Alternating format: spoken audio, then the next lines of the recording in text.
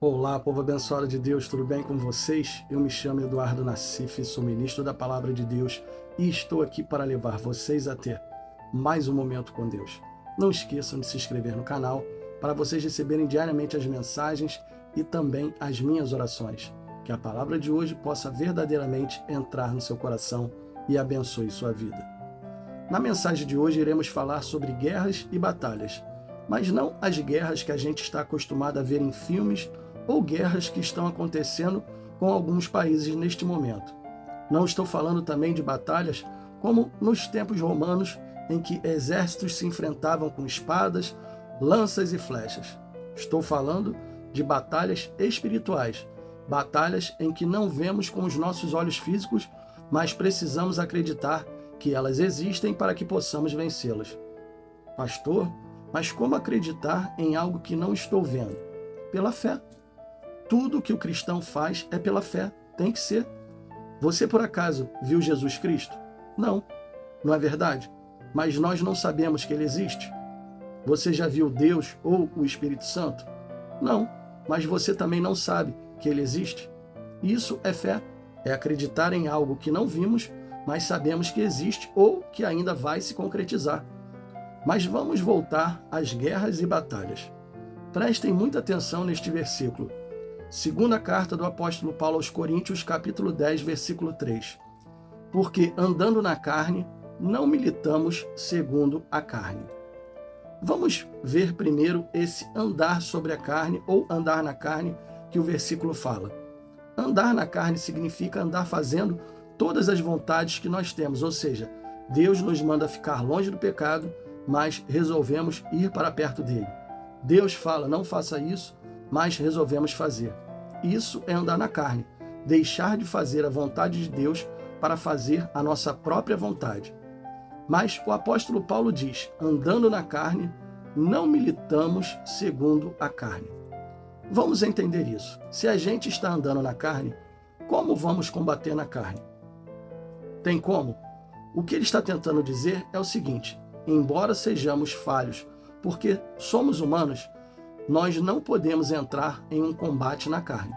Nós não podemos. Nós não podemos empregar métodos humanos para as batalhas que vamos enfrentar, senão vamos perder. É isso que ele está falando.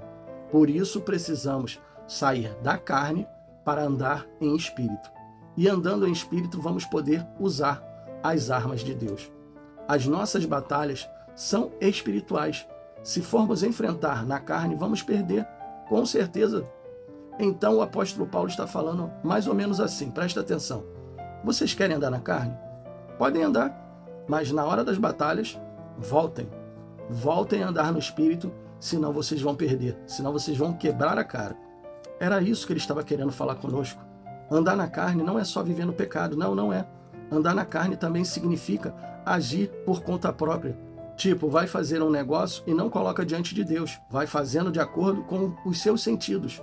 Só que na grande maioria das vezes que a pessoa vai agindo assim, ela quebra a cara. Sabe por quê? Porque se Deus não está no negócio, o diabo fará de tudo para impedir sua vitória e pode ter certeza que a chance é grande dele conseguir isso, de te derrotar.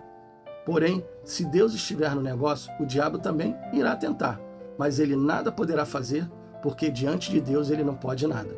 Ou seja, é melhor com Deus do que sem ele. Ah, pastor, e se eu começar um negócio e depois falar com Deus? Digo que você está agindo de forma errada, totalmente errada. Sabe por quê? Porque Deus sabe tudo o que vai acontecer adiante. Então, se ele sabe tudo, por que não colocar diante dele antes de acontecer para saber se será um bom negócio? Aí você vai esperar para ver se é bom ou não para depois colocar Deus na situação? Aí Deus não faz nada, aí você vai dizer, poxa, por que Deus não me ajudou? Porque simplesmente você fez de acordo com a sua vontade e depois quis colocar Deus no meio, aonde você já estava derrotado. Você já estava derrotado na situação e quis colocar Deus no meio. Deus não vai se meter nas nossas decisões, ele não vai, mas ele pode ajudar a tomarmos decisões. A grande maioria das nossas batalhas são espirituais, por isso precisamos o tempo todo estar ligados com Deus. Segunda carta do apóstolo Paulo aos Coríntios, capítulo 10, versículo 4. Porque as armas da nossa milícia não são carnais, mas sim poderosas em Deus para a destruição das fortalezas. As nossas armas, prestar atenção nisso? Então realmente é uma guerra, uma batalha, porque existem armas. Só que as nossas armas não são carnais. Ninguém vai pegar um revólver para dar um tiro no demônio, não vai conseguir nada. As nossas armas são espirituais, e se andamos na carne, não temos acesso a essas armas. Sabe por que você não tem acesso a essas armas? Porque como você não sabe manusear elas, elas podem te fazer mal. Você já deve ter ouvido falar de pessoas que pegaram em um revólver e sem querer disparou e se machucaram ou machucaram alguém ou até mataram. Isso acontece porque a pessoa não sabe manusear a arma. Então, não é qualquer pessoa que vai encarar uma batalha espiritual, não é. O apóstolo Paulo diz que as nossas armas são poderosas. Então, como usar uma arma tão poderosa se você está despreparado? Está dando para entender que nós enfrentamos uma guerra contra principados, potestades e demônios e precisamos saber manusear as nossas armas. As nossas armas não são carnais, ou seja, se você estiver na carne, você vai perder essa batalha. Você precisa entender que quanto mais você busca em Deus, quanto mais você se fortalece nele, mais armas você terá. Aí você está pensando assim, pastor, eu não estou entendendo esse negócio de armas. Que armas são essas?